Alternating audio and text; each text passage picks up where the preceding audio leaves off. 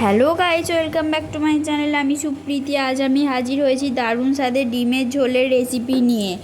ডিম আলুর ঝোল আমরা প্রায় সবাই বাড়িতে বানিয়ে থাকি, তবে আজ আমি কেমন করে বানাই সেটাই শেয়ার করছি। খেতে দুর্দান্ত স্বাদের হয়, মাংসের স্বাদকেও হার মানায়। আশা করছি তোমাদেরও খুব ভালো লাগবে। চলো কিভাবে বানাই সেটাই দেখে নেওয়া যাক। আমি গ্যাসে কড়াই বসিয়ে দিয়েছি আর এর মধ্যে দিয়ে দিয়েছি সর্ষের তেল। আর কেটে রাখা আলুগুলোকে ওই তেলের মধ্যে দিয়ে দিয়েছি। দিয়ে এবার একটু নাড়াচাড়া করে নিতে হবে।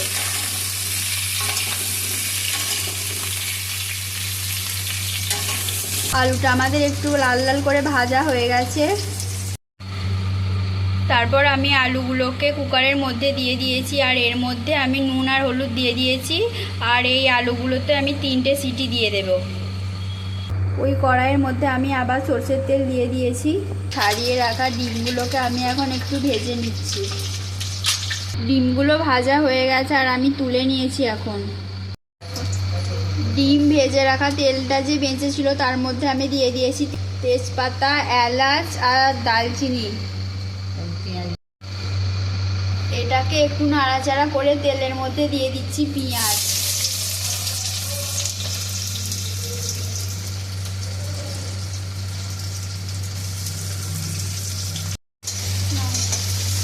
তারপর এটাকে একটু নাড়াচাড়া করে নিচ্ছি।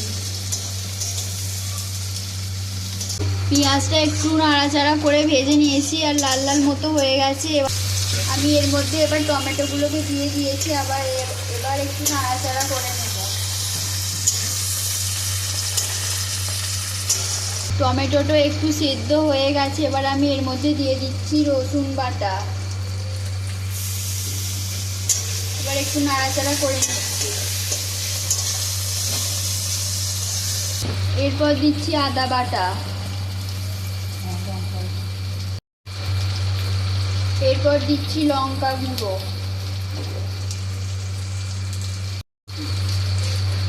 এরপর দিচ্ছি অল্প একটু চিনির দানা আর দিচ্ছি হলুদ গুঁড়ো। এবার সব কিছুর সাথে ভালো করে একটু নাড়াচাড়া করে মশলাটাকে মিশিয়ে নিচ্ছি।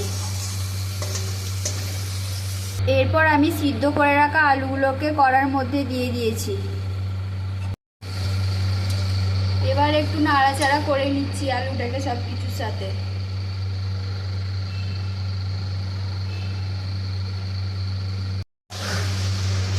আমাদের ঝোল ফুটতে শুরু করে দিয়েছে আর আমি এবার এর মধ্যে দিয়ে দেব ভেজে রাখা ডিমগুলোকে।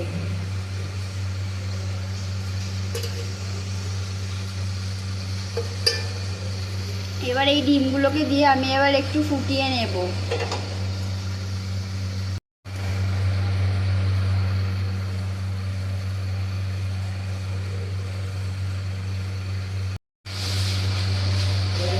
আমাদের ডিমটা আর আলুটা এই যে দেখো ফুটতে শুরু করে দিয়েছে আর কালারটা কত সুন্দর এসেছে দেখো ওপর থেকে। আমাদের এখন ডিমের ঝোল রেডি আর আমি এখন গ্যাসটাকে বন্ধ করে দিয়েছি। আর এরপরে আমি দিয়ে দেবো ওপর থেকে একটু গরম মশলা।